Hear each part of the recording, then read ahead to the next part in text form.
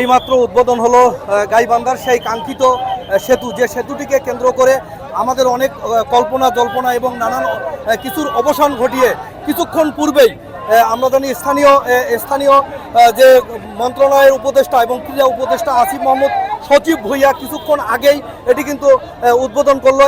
এই ব্রিজটির নাম করা হয়েছে মৌলানা ভাসানী ব্রিজ নামে, এই ব্রিজটির কিন্তু নামকরণ করা হয়েছে। আমি যদি আপনাদেরকে বলে রাখি তা হচ্ছে যে অনেক কল্পনা এবং জল্পনার অবসান ঘটিয়ে আজকে কিন্তু এই ব্রিজটি কিন্তু উদ্বোধন হতে যাচ্ছে। আপনারা জানেন যে এই পাশে সুন্দরগঞ্জ, গাইবান্ধার সুন্দরগঞ্জ উপজেলার হরিপুর ঘাটে এবং ওই পাশে হচ্ছে কুড়িগ্রামের চিলমারিতে কিন্তু এই ব্রিজটির কিন্তু মাথা গিয়ে ঠেকেছে। এবং এটি কিন্তু আমরা যতটুকু জানি যে সৌদি সরকারের অর্থায়নে এবং চায়না স্টেট কোম্পানির এই ব্রিজটি উদ্বোধন এই ব্রিজটির কাজ করেছে।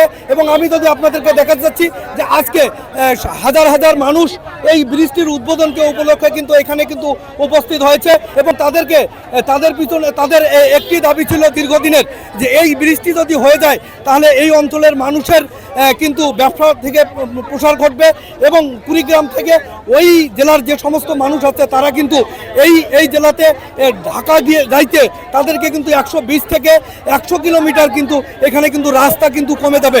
এবং আমরা যেমনটি বলেছিলাম যে সেটা হলো যে এই অঞ্চলের যারা ব্যবসা বাণিজ্য করে তাদের কিন্তু ব্যবসার প্রসার ঘটবে এবং যারা চাকরিজীবী আছে গাইবান্ধা থেকে কুড়িগ্রাম এবং কুড়িগ্রাম থেকে গাইবান্ধা যারা চাকরিজীবী আছে তারা কিন্তু বিভিন্নভাবে কিন্তু এদিক কিন্তু চলাফেরা করতে পারবে। তো এটি কিন্তু আমরা জানি যে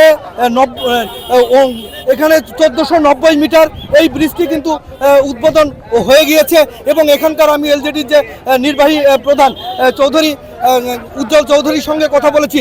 উনি যেটা বলেছেন যে বিভিন্ন চড়াই উতরাই পার করে ওনারা আজকে যে এই ব্রিজটি উদ্বোধন করতে পারছেন এর জন্য কিন্তু তারা কিন্তু অবশ্যই কিন্তু এখানে কিন্তু তারা ধন্যবাদ জানাচ্ছেন। এবং পাশাপাশি এই অঞ্চলের মানুষের সঙ্গে আমি ইতিপূর্বেও কথা বলেছি, তারা যেটি জিনিস বলেছেন সেটা হচ্ছে যে এখানে ব্যবসা বাণিজ্যর কিন্তু অনেক কিন্তু প্রসার ঘটবে। এই অঞ্চলের মানুষের কিন্তু অর্থনৈতিকভাবে কিন্তু তারা কিন্তু এখানে কিন্তু তাদের একটা পরিধি ঘটবে। এই অঞ্চলের মানুষ যারা খেটে খাওয়া মানুষ ছিল তারা কিন্তু বলছে যে এই অঞ্চলের মানুষের কিন্তু অর্থনৈতিকভাবে তারা স্বাবলম্বী হবে। এবং এখানে আমরা দেখেছি যখন 14 সালের 5ই জানুয়ারি যখন তৎকালীন ওই সরকারের প্রধান এই ব্রিজটি উদ্বোধন করেছিলেন গাইবান্ধা সার্কিট হাউসে এবং তখন থেকে 14 সাল থেকে বিভিন্ন চড়াই উতরাই পার করে বিভিন্ন সমস্যার সম্মুখীন হয়েও কিন্তু আজকে ব্রিজটি কিন্তু দৃশ্যমান হয়ে গেছে।